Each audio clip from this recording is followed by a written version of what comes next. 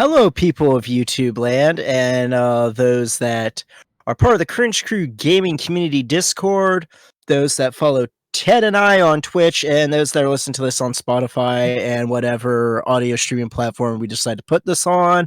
This is the Cringe Crew Gaming Community. Shit, I fucked up. God damn it, I was on a roll. It was so crisp. I was genuinely just about to give you props for how smoothly you got through that. But this is the Cringe Crew Gaming Movie Review Podcast. God damn it. Fuck. It was so close. It was so clean, dude. Ugh. And obviously this is the month of October, and we're here for another classic horror movie week for my picks. And this one we are doing 1977's Suspiria, which is, besides John Carpenter's The Thing, is probably my favorite horror film. It's either one of the two. So that's why I definitely picked this one. So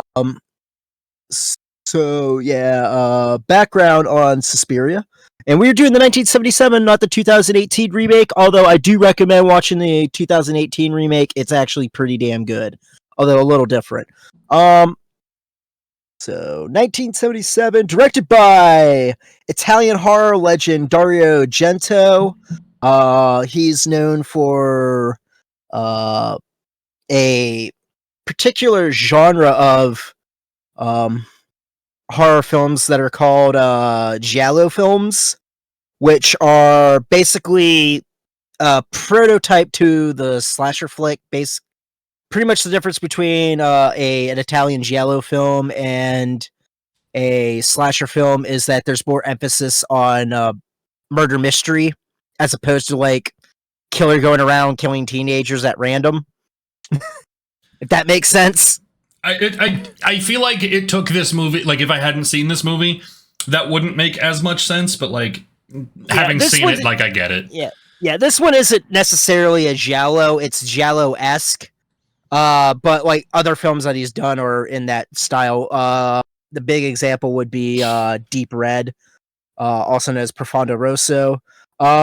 He also co-wrote the screenplay for Once Upon a Time in the West, and did a European edit for George A. Romero's Dawn of the Dead. However, for films that he's done himself, Deep Red, of course, Suspiria, Tenebrae, Phenomena, Opera, Ellen, the two sequels to this movie, that being Inferno and Mother of Tears. All of which the stuff from the 80s influenced the horror franchise in the video game realm, Clock Tower, if anybody remembers the Clock Tower video games. Of course, I don't think they've made a new Clock Tower one since the PS1, but... Jesus Christ. What, is the PS1 almost 30 years old now? Not quite. Probably 27, 28 years? That's crazy. Yeah. That's fucking nuts, dude. I feel so goddamn old. Yeah. The only reason why I know it hasn't been 30-some years because I know it didn't come out in 93. I feel like a goddamn boomer right now. I think it came out in 94. I don't remember. I'm such a goddamn boomer, dude. I feel so fucking old. But anyway, Suspiria, 1977 Italian supernatural horror film. When did it exactly come out? February 1st, 1977 in Italy. And sometime later it was had a worldwide release. I don't see anything that has the budget, but it made 1.43 billion lira, which is the Italian currency. Formerly but in currency, North right? American rents, but from home movie rentals in North America, $1.8 billion. Sorry, million. Okay, I was gonna say billion is a fuck ton of money. No, Okay, million. million sounds a whole lot better. Okay, But that's just in home movie rentals. That's not like sure. box office. I thought they would actually have the box office on here, but Yeah, no, obviously scuffed. Blockbuster VHS rentals are out here reporting that they made $1.4 billion. Like, that'd be fucking nutty numbers, dude. They'd still be in business. Yeah. But anyway, oddly enough, this is actually partially based off of Thomas D. Quincy's 1945 essay Suspiria de Profundis, which is basically a collection of essays in the form of prose poems examining the process of memory influenced by hallucinogenic drug use. That's pretty fascinating, actually. And like I said, that's the first one of a trilogy that is referred to as the Three Mothers. This one, well, if you want to explain the plot a little bit, sure. Background. Look, full disclosure, it's been like almost 2 weeks since we watched. Actually, it's been longer than 2 weeks since we watched this movie, so bear with me. From what I can remember, and what I have jogged my memory for, essentially this girl goes to, is it a dance school, a ballet school, something along those lines, and she witnesses a kind of supernatural murder, and then it kind of turns into the mystery of like what happened, convincing other peoples that she saw what she did in fact see. Not quite a murder mystery like a whodunit, like a classic murder mystery, but more just solving the problem of knowing what happened. Yeah. Exactly. And spoiler, this has to all three of them have to do with like a trio of ancient witches and Satanists that practice black magic. And this one covers Mater Suspiriorum, the Mother of Sighs. It's the sequel to this. Inferno covers Mater Tenebrarum, Mother of Darkness. And then the Mother of Tears covers Mater Lacrimarum, the Mother of Tears. So I feel like that Latin just got butchered real hard. Right? But that being said, well, I'll get into the lore more often with like the three, mothers. I just wanted to like, this is background that it is part of a trilogy, and which one covers which. But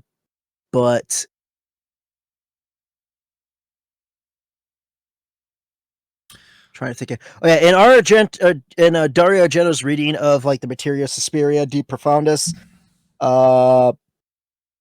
he decided to have like actually all three of these movies inhabit a cinematic world informed by a Jungian archetypal imagery, each holding sway over a particular city. This film was also one of the last films to use Technicolor. At least this type of Technicolor, which is the same the same film stock that basically was used in Walt Disney's 1937 Snow White and the Seven Dwarfs, also the color sequences of Wizard of Oz and Gone with the Wind. The reason why Argento's Technicolor was because it was said that that Technicolor did not have subtlety, especially with primary colors, and he thought that it would make a with like the strong vivid covers to make like a nightmarish I guess nightmarish scene, but basically make it look like a nightmare come to life. That's reasonable, I think. Yeah. Now Trying to find more stuff for casting. This cast is actually mixed of like American and Italian and German actors. We have Jessica Harper as Susie Banyan. She is the main character. We have Italian actors Stefania Cassini as Sarah Sims, her friend that's in this.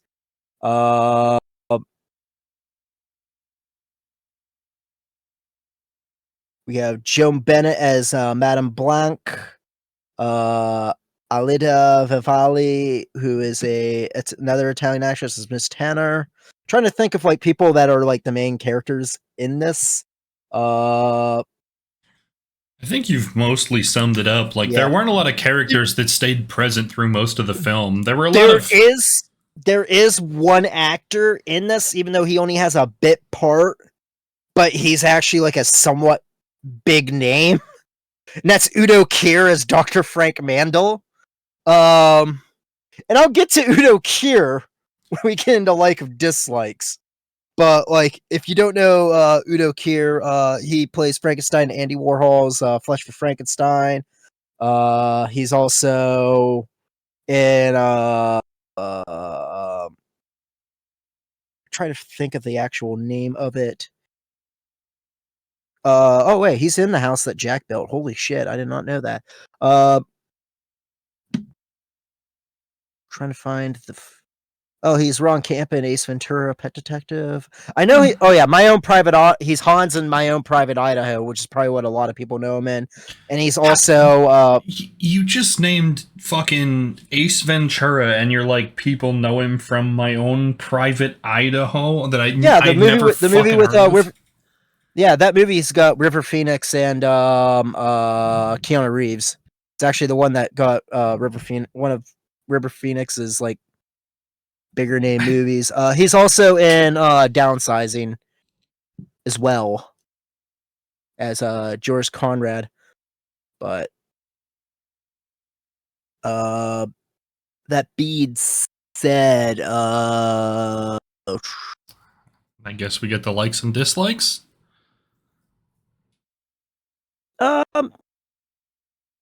Almost. For the musical score, it was done by Italian progressive rock band Goblin, who actually scores many of Dario Argento's stuff. At first with like Deep Red, and then since Argento really liked the band's composition from that, he just kept on using them. So there's that, and yeah, now we'll go into likes and dislikes. Okay. Why don't you start likes? Because I feel like I can transition us okay from likes to dislikes. All right. Well, first and foremost, we talked about like the film print that this was on, like the Technicolor. And that is easily my favorite thing about this movie is the bright, vivid colors. Absolutely. Like,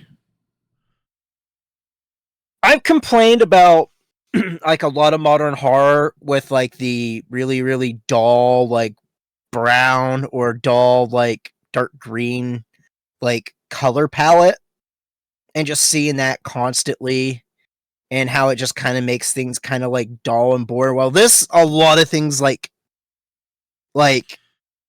it pops. It really does. Like the colors that are bright are really in your face, and they do create that kind of like trance-like experience. Like, I don't know that I would necessarily describe them as nightmarish just because they're so bright, like you mentioned during the background, but absolutely the colors make it feel kind of surreal and dreamy.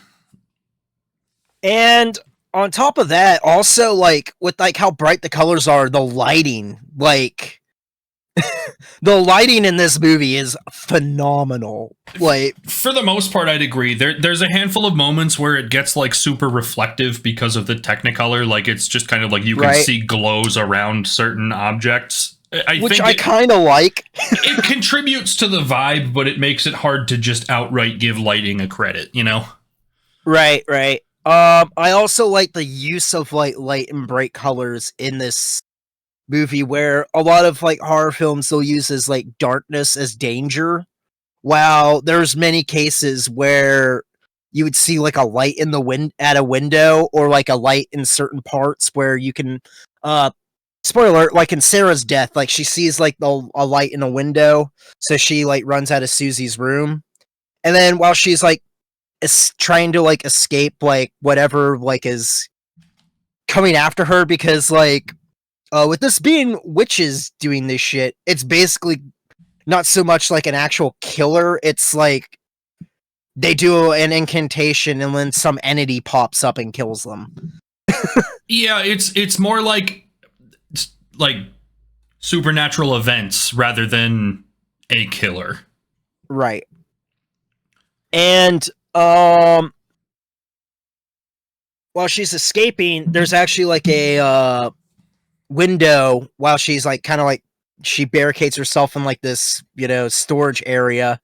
And the funny thing is that even though I actually noticed this, like, well, the place that she's actually escaping through the window, that window is brightly lit.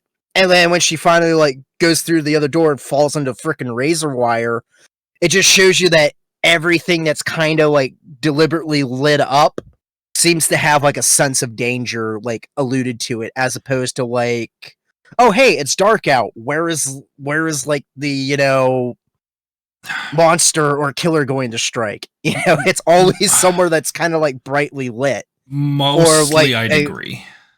Or you know, or like a flash of light. Yes, I know there's differences in certain like killings and stuff. I have one real sticking point against the light, but I'm going to cross that in a few moments. All right. Another thing that I really like is like how each person that dies in this movie has like, there's an overarching motivation, and that is the coven of witches gain power through like death and suffering of like the populace of like this particular city, or like, you know, the people that are, you know, that are part of like this dance academy, like they thrive off of suffering. But on top of that, like the deaths aren't really at random at all. Like the first person that dies at the beginning, and Sarah, now when they try to kill Susie, it's because they know too much. While the blind dude, it's because this dog bit one of like the witch's like nephews. Which, speaking of which, I like all the fucking deaths in this movie. You know, like, even though the first one's so overkill that it's just, yeah, it just kind of sets the tone of this movie. For how crazy and overkill like that is. Which is pretty much what people most know they remember this movie from, is like the over the top deaths. But I think the one that's really underrated is like the blind piano player's death, because they fake you out like it's going to be like this statue with wings that's going to like kill him and the dog, and then everything just calms down, and then all of a sudden his own dog just like lunges at him and just like mauls him to death. Like, that threw me, even though I saw it coming, I knew it was coming, but it still kind of threw me off a little bit of like the timing, because I forgot like at what point it was going to happen, you know? Yeah, definitely jarring, especially like if you're not super familiar with this film. I will also say I personally like the soundtrack in this. I really think the soundtrack definitely sets the mood of everything. I know Ted has his gripes with the soundtrack. The score is okay, but it kind of is a little boring and repetitive. Like it just like Knuckle Puck. Go the fuck home. Speaking of which, after we're done recording, I gotta yell at you, but that's beside the point entirely. I think the score as it is, right? Like the choice for certain songs is okay. I think they use most of the song choices pretty well. I think it's just like the repetitiveness, the continuation of the music that sometimes like makes it too much. But not a huge complaint from me, to be honest. All right. I also have to say that for the most part, the special effects in this movie are really good too. Especially at the end when the Dance Academy starts, like, I'm not sure if I should say falling apart or blowing the fuck up, because it's kind of both. It's kind of both. Fair. In all honesty, it's kind of that part of the video. Honestly, the whole ending part is kind of like a video game where, you know, the final boss is defeated. Which, fun fact, apparently the witch, Helena Marcos, Mater Suspiriorum. Apparently she's played by, like, some uncredited 90-year-old prostitute. Like, former prostitute that Dario Argento just, like, found at random. It's like, hey, we're gonna dress you up as, like, an old witch. So... leave it to horror films for just like, hey, want to be in a movie? Okay.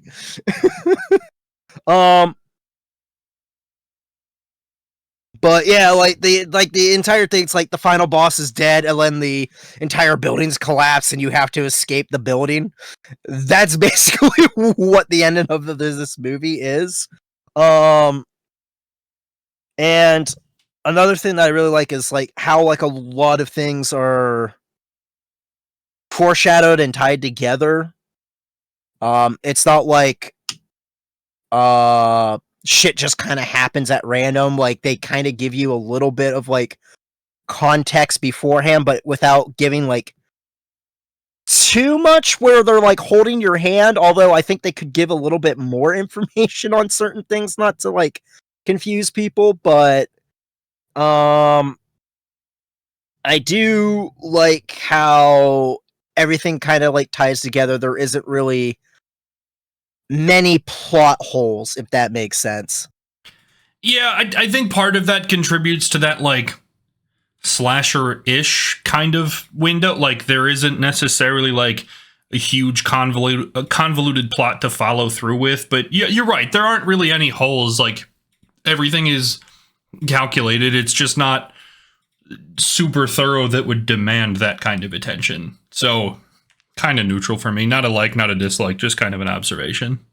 And I think we can go into dislikes. And well, I think I'm going to give my big fucking dislike on this, alright? I got my likes, so we'll get there. Right. Hold on. Holy shit, I didn't realize you had likes. Yeah, okay. There are a couple. Ted's not going to be crabby, okay. Yeah, no, there are a couple likes. So I kind of want to give this first one a precursor, right? In the idea that, like, there are certain movies you watch because of their artistic value, and there are certain movies you watch for the entertainment value, right? Some really good movies do manage to do both, right? This is a super artsy film, right? I wouldn't necessarily watch this and say that, like, it's super entertaining, right? But for feeling like an art film, there's a whole lot of engagement. There's a whole lot of things that demand your attention, primarily like the bright colors, the extravagant deaths, right? Like there is a lot that catches your attention, that forces you to focus in a really engaging way that isn't just, wow, that movie was designed really well and the set looks really great, right? Like it's not just a standard, like there is some draw into it, even though it's not necessarily like the standard enjoyable movie elements. So I'll give that a positive. The other thing I kind of want to sit on is the color again, much like you mentioned, Stahlman. For the most part, the color draws you to where you're supposed to be watching. There's no real, like, deception in this movie. There's no misdirection. There's no really big, like, I don't want to say there's no surprises, because there are things that, like... Oh, yeah. There are things that draw you in the wrong direction on purpose, right? But, like, it's done on purpose because of the way that they light this movie. My then transition into dislikes here on that note is that there are certain points that the light just kind of like, it never leads you into deception or to believing something false. It's just that they kind of do it for no reason. So the main point to that for me, like the big part of this that I remember just being like at the end of it, okay, but why? Imagine, okay, I compare this to Schindler's List for a second, okay? For no reason, set in Germany, right? Well, for no reason other than Like, dull, gray, everything is colorless except the red jacket on purpose, right? Right. The one place that this movie does a similar kind of thing is the front door to this dance academy. Every time they give you an exterior shot, there's no bright color. Everything is dull and gray and brick and boring. And then the door is fucking neon red because of the Technicolor that it's shot in. And you start to kind of assume that, like, okay, something's going to happen with this door. Something sinister is going to happen. But at the end of it, it's just like, nah, we just gave you a bunch of exterior shots and the door just happens to be red. Fuck you. Like, it's not something that I mind so much, right? Because, like, in the way that, like, you're talking about the window, like, being a bright light and attracting that girl's attention before she goes to die, right? Like, right. The way that they, like, use the light to draw the misconception, right, is I think really successfully done. But then there are certain elements of this movie that are lit that make you believe, like, okay, this is going to have some implications later because of the things that I have seen or the way that it's lit. Like, that red door stands out so fucking much, right? And then it ends up turning into nothing. And that kind of drives me nuts only because of the success they do it in other places where the light attracts your attention. The other dislike that I have is, while there are things that draw your attention in visually, they don't necessarily draw you into the plot. Like, if before Stahlman listed the characters out for the cast, gun to my head, even having read the Wikipedia article earlier to refresh my memory since we haven't watched in 2 weeks, like, gun to my head before we started this podcast, there is no chance that I could name a character. The only one I could name was, like, Susie and Mater Suspiriorum. That's it. Wouldn't have gotten either one of them. To be honest, like, I don't know if they ever named the blind guy, but like, his name could be Blind Guy, and I wouldn't like, they could have named him Joe Blind Guy, and I would have believed you, because, like, there was nothing that drew you in to, like, make you care about characters. The engagement visually was there. The engagement to the entertainment factors absolutely was not. Those are really my big takeaways, honestly. Okay. My biggest gripe with this movie is the dubbing. The dubbing in this is pretty kind of bad, I'll be honest. Yeah. I've seen worse. The dubbing and the sound both were kind of desynced and not fantastic. And the dubbing especially, like, you could very clearly tell that voice was not coming from that person. It was not even close to believable. The thing is that I understand, like, Italian cinema, and apparently sometimes Italian cinema still fucking does this when they're plan on exporting it to, like, other countries. They basically take the actors, they have them do their native language, or unless they speak English, they'll speak English on set. And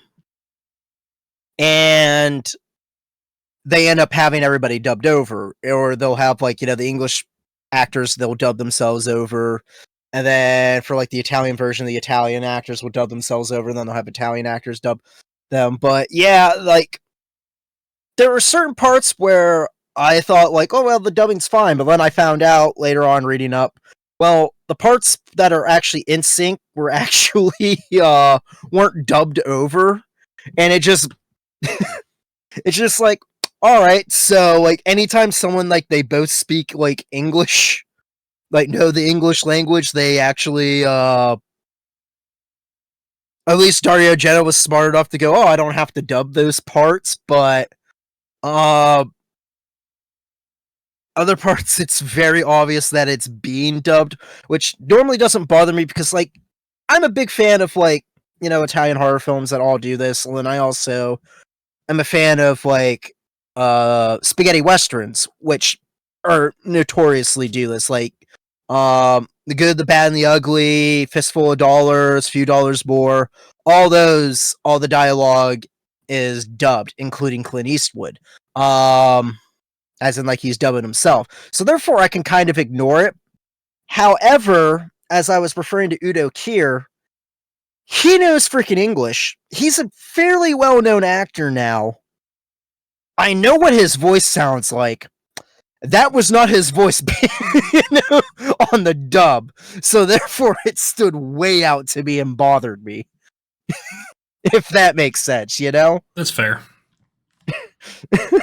It's like if Sergio Leone in the Dollars trilogy had Clint Eastwood being dubbed by like some like Joe Schmo. Let's just say have Clint Eastwood dubbed by Sean Connery. You know, like that's not Clint Eastwood's voice. Fair.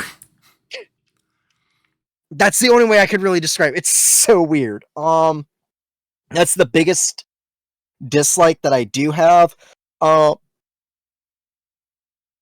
Another dislike that I kind of do have that's just kind of minimal. Some of the dialogue's like not great. And I understand like some of the like girls in the academy are what? I didn't say anything. Oh, I thought you said something. But some of the girls in the academy have like very, very like childish dialogue, which makes sense when I found out that originally like the cast was supposed to be like of 10-year-olds, but then it was decided to like, you know, have like the cast be farther up in age because they didn't think that the production company would want to see 10-year-olds get brutally murdered. That's like rule number 1 of horrors. You can't kill kids. You can possess them. You can't kill them. Unless you're the Blob. Well. The remake, the Blob. Well.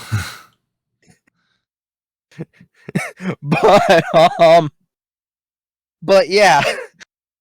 There's like some parts where it's just like, you know, as like from like 10-year-olds it would be like, okay, that makes sense, but from like people that are like in their like late teens, early 20s, it seems super goddamn childish, and you're just like, what this is kind of ridiculous.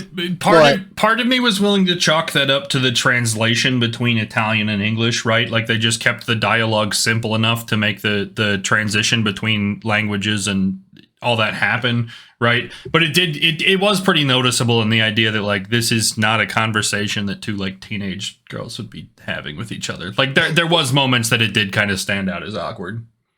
But other than that, I really don't have many dislikes because, like I said, like this is at least like top 2 for me, you know? Just because of how well it's shot and the atmosphere and the soundtrack and just everything, you know.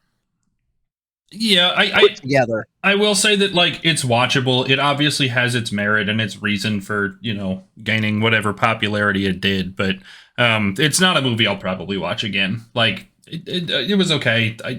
I've seen worse. I've seen worse this month, to be honest. Yeah. I will say this: the remake has a lot more character development. Like the story wise is better. I just wish it was shot like this was, which is why I like the original better, just for how it's shot. Just That's because fair. I really, really fucking love the Technicolor. That's fair. The Technicolor does add something that I feel like I would miss. They need to bring that back. I think they need to bring it.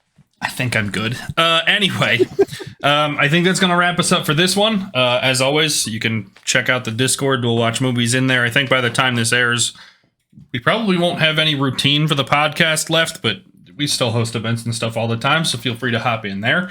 You can check out the rest of the YouTube for all kinds of other content, be it gaming, our football podcast, Mike's music podcast, which if it hasn't aired by the time you see this, will probably air soon whenever Mike gets his shit together. And then, if you're interested in our own individual content, you can check us both out on Twitch. Stahlman at Traductus, myself at Ted Green Eagles. We'll see you here tomorrow for another one. Yep, and I promise that after we're done with this podcast, I will be more active on Twitch. It does eat some time. Anyway, thank you guys for watching. Yep. We'll see you here next week. Or tomorrow. Tomorrow will be Phantasm. Shit, yeah. All right, see y'all next time. Yep, later.